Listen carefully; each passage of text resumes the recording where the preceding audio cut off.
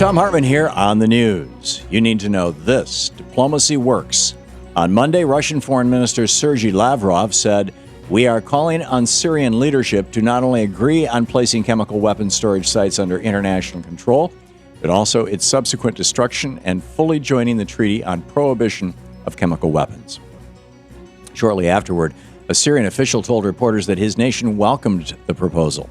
In a series of television interviews that same evening, President Obama called the Russian proposal a possible breakthrough and a positive development. The plan for a Syrian surrender of chemical weapons was a response to an off-the-cuff comment made by Secretary of State John Kerry, who was asked what Syria could do to avoid a military strike by the United States. Secretary Kerry responded, saying Assad could turn over every single bit of his chemical weapons to the international community in the next week, but that he isn't about to do it and it can't be done, obviously. Almost immediately, Russian officials urged Syria to accept the proposal, and Syria accepted. Within 24 hours, China and Iran backed the plan as well and pulled us back from the brink of a potential world war. This is what happens when our leaders use diplomatic efforts rather than military strikes to resolve a conflict.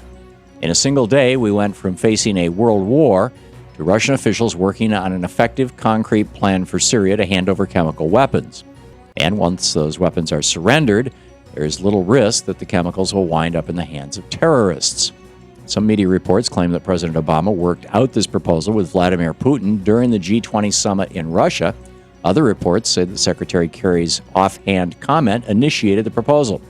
Regardless of who gets credit, the lesson is clear. Dropping bombs is not the only way to resolve a conflict. In screwed news, the Kansas state legislature says they're orchestrating a campaign against child poverty. However, their plan is more about imposing their so-called moral values on Kansas residents than about lifting families out of poverty. Republican Governor Sam Brownback put together the task force on reducing childhood poverty, which was supposed to study the issue and recommend ideas to help struggling families. What they came up with were 9 recommendations like understanding the importance of marriage and families, and reducing the availability of food assistance throughout the state. Rather than proposing jobs or education that could help people earn more money, the state task force proposed free marriage licenses and suggested in something called healthy relationship education in middle and high school. The task force simply perpetuated the theme or meme that if you're living in poverty, it could only be the result of your own bad choices. Republicans love to talk about limited government and staying out of people's lives, but it looks like that doesn't apply to the low-income people living in Kansas. And the best of the rest of the news, the possibility of another war isn't the only thing that can create unlikely political bedfellows. In Wisconsin, that state's Libertarian Party is joining forces with the Green Party to support a solar energy proposal. Both parties have endorsed a plan that would allow customers to lease solar panels and other renewable energy products that they can't afford to buy outright. Paul Ehlers, the Wisconsin Libertarian Party chair, said there are all kinds of philosophical disagreements with the Green Party, but at the end of the day, this was pretty much a no-brainer. The measure is known as the Clean Energy Choice Initiative, and it is far more likely to gain traction in the state legislature, which is controlled by Republicans, now that the Libertarians and Tea Party in the state support it.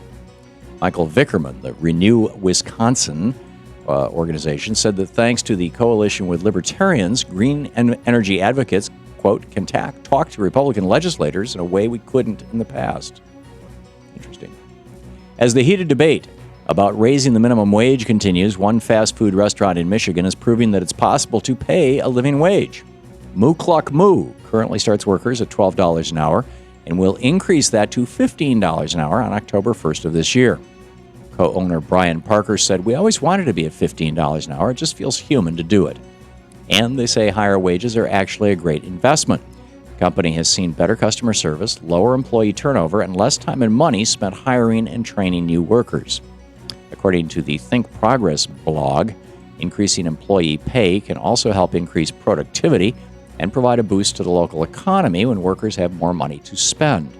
Overall, better pay is a win-win for the business, the employee, and the local shops and restaurants. And as the fast food strikes continue in several cities around our nation, workers are pointing to good pay in successful businesses like Moo Cluck Moo and providing a heck of a lot of good free publicity. And finally, most young girls are focused on friends, school, or hobbies, but not Bryn Larson and her friends. The trio are more interested in exorcism. That's right. Bryn's father, Reverend Bob Larson, supposedly trained the girls in the practice of expelling demons. And they headed off to England to fight the satanic element of Harry Potter. The girls say that the popularity of J.K. Rowling's series shows a rise in occult activity across the pond. In a video posted by the Daily Mail, 18-year-old Bryn said, "Harry is using this magic for good, so here we have the dangerous idea that you can use this magic for good or bad, when in reality all magic is bad because you're getting your power from Satan." No word yet on whether Aqua Buddha will be involved. And that's the way it is today, Tuesday, September 10th, 2013. I'm Thom Hartmann on the news.